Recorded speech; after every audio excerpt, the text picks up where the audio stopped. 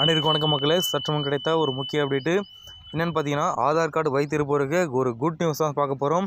So BMS பார்த்தீங்கன்னா ஸ்வநிதி திட்டத்தில் ரூபாய் 50,000 கடன் வந்து கிடைக்குமா?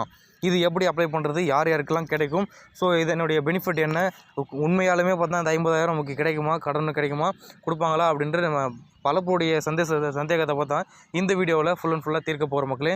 ஸோ அதுக்கு முன்னாடி நம்மளோட சேனலுக்கு வந்திருக்கீங்கன்னா மறக்காமல் சப்ஸ்கிரைப் பண்ணிக்கோங்க, பக்கத்தில் இருக்க பெல் ஐகானை கிளிக் பண்ணி ஆல் நோட்டிஃபிகேஷன் பண்ணிக்கோங்க. முக்கியமான விஷயம், வீடியோவை ஸ்கிப் பண்ணாமல் பாருங்கள். ஒரு 2 நிமிட வீடியோ தான் இருக்கும், மறக்காமல் ஸ்கிப் பண்ண வாட்ச் பண்ணுங்கள் மக்களே. வாங்க வீடியோக்குள்ளே பார்க்கலாம்.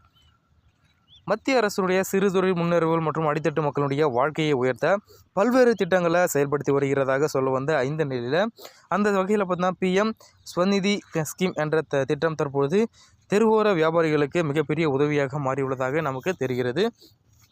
ஸோ குறிப்பாக பார்த்தீங்கன்னா ஆதார் கார்டு இருந்தாலே ரூபாய் பார்த்தீங்கன்னா 50,000 கடன் கிடைக்கும் என்ற தகவல் சமூக வலைத்தளங்களில் வேகமாக பரவி வரும் இந்த நிலையில் தான் இது உண்மை நிலை குறித்த பொதுமக்கள் தெளிவாக அறிந்து கொள்ள வேண்டியதுடைய அவசியமாகிறது அப்படின்ட்டும் சொல்ல வராங்க.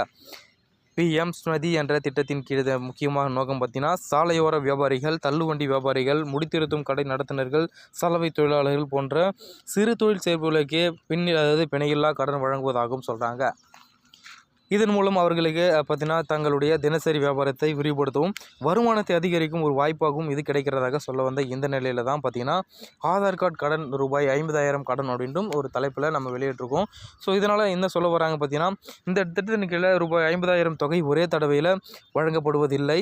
பார்த்தீங்கன்னா முதற்கட்டமாக ஒரு பயனாளிகளுக்கு 10,000 மட்டுமே கடனாக வழங்கப்படும். இந்த தொகையை 12 மாதத்துக்குள் சரியாக திருப்பி செலுத்தினால் 2ஆம் கட்டமாக 20,000 கடன் வழங்கப்படும். ஸோ அதை அடுத்து பார்த்தீங்கன்னா காலக்கெடுவுக்குள் முடித்தால் மட்டுமே 3ஆம் கட்டமாக 50,000 வரை கடன் பெற வாய்ப்பு இருப்பதாக சொல்ல வராங்க. சொல்லும் திட்டத்தின் கீழே பயனாளிகளுக்கு ஆண்டுதோறும் பார்த்தீங்கன்னா 7% வரை வட்டி மானியம் வழங்கப்படுகிறது. இஎம்ஐ எனப்படும் மாத தவணைகளை சரியான நேரத்தில் செலுத்தும் பார்த்தீங்கன்னா அந்த பட்சத்தில் அந்த மானிய தொகை நேரடியாக வங்கி கணக்கில் வரவு வைக்கப்படும் என்பதும் குறிப்பிடத்தக்கதாக சொல்ல வராங்க. ஸோ சரிங்க சார், இது வந்து எப்படி ஆன்லைன் அப்ளை பண்ணுறது அப்படின்னு கேட்க போனீங்கன்னா அதை பற்றி தான் பார்க்க போகிறோம். இதனுடன் டிஜிட்டல் பரிவர்த்தனைகளை ஊக்குவிப்பதன் வகையில் யூபிஐ மூலம் பணம் செலுத்தும் வியாபாரிகளுக்கு மட்டும்தான் மாதத்திற்கு ரூபாய் 100 வரை, ஆண்டுக்கு ரூபாய் 1,200 வரை கேஷ்பேக் சலுகையும் வழங்கப்படுவதாக சொல்ல வராங்க. இந்த திட்டத்தில் கடன் பெற விரும்புவோர் ஆன்லைன் மூலம் விண்ணப்பிக்கலாம். அதற்காக பிஎம்எஸ் ஸ்வநிதி போர்ட்டல் என்ற அதிகாரப்பூர்வமான வெப்சைட்டையும் பயன்படுத்தலாம். அல்லது அருகிலுள்ள பொது சேவை மையங்களுக்கு, அதாவது சிஎஸ்சி அப்படின்னு சொல்லக்கூடிய அந்த மையத்துக்கு நேரில் சென்று விண்ணப்பத்தையும் நீங்கள் பதிவு செய்து வசதி செய்யப்பட்டுள்ளதாக சொல்ல வராங்க. கடன் பெற தகுதிகள் என்னென்ன அப்படின்றதான் இந்த முக்கியமான ஒரு விஷயமாக பார்க்க போகிறோம். இந்த திட்டத்தின் கீழ் கடன் பெற விண்ணப்பதாரர்கள் குறைந்தபட்சம் 18 வயதாக நிரம்ப வேண்டும் அப்படின்னு சொல்லியிருக்காங்க.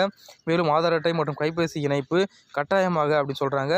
அதே போல் நீங்கள் பார்த்தீங்கன்னா அந்த நகரில் வியாபாரம் செய்கிறீர்கள் என்பதை உறுதிப்படுத்த உள்ளாட்சி அமைப்புகளிடமிருந்து பெறவும் லெட்டர் ஃபார்ம் ரெக்கமெண்டேஷன் அப்படின்னு சொல்லக்கூடிய பரிந்துரை கடிதம் மிகவும் முக்கியமான ஆவணம் அப்படின்ட்டு சொல்ல வராங்க.